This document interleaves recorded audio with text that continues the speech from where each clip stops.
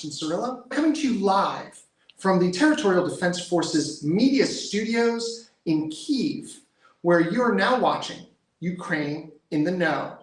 And we're going to begin tonight with some amazing news from the front lines, where just over 30 minutes ago, Deputy Defense Minister Hannah Mahler reported that we are successfully advancing in multiple directions in the areas of Melitopol and Berdyansk.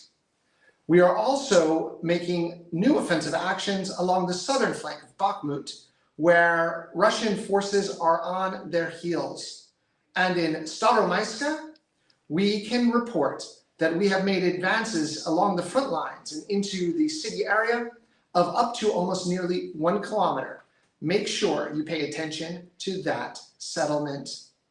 Further news comes from President Zelensky's speech last night, where he issued a reminder to all Ukrainians and foreigners who stand with Ukraine that if you are not fully focused on victory, if you are living inside of a bubble of your creation, be it as members of elected office, the judiciary, or other areas of comfort, then understand you're not standing with Ukraine.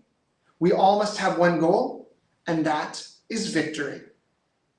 We can also announce that the beginning of the first Ukraine-NATO conference began today, where the ambassadorial levels met, and Ukraine is discussing specifically the issues surrounding the terrorism by the Russian Federation against the people of Odessa and the grain blackmail.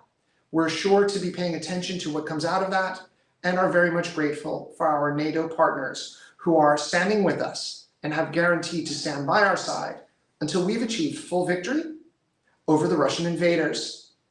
And speaking of the Russian invaders, Deputy Defense Minister Hannah Mahler yesterday morning, made an announcement that is near historic when it comes to wartime battles, especially the type of trench warfare that we're engaged in here in Ukraine.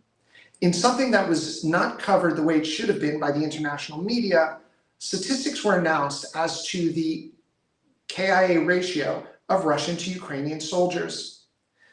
8 Russians have died for every 1 eternal hero created on the Ukrainian side.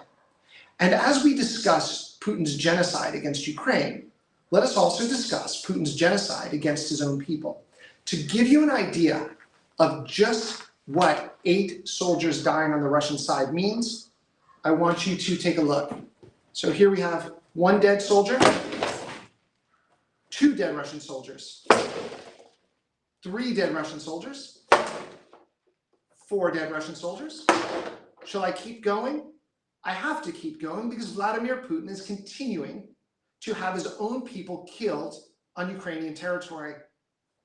5 dead Russian soldiers, 6 dead Russian soldiers, 7 dead Russian soldiers, 8 dead Russian soldiers. And when it comes to the Ukrainians, we know that on our side, our heroes never die. They truly just stand with us in battle forever.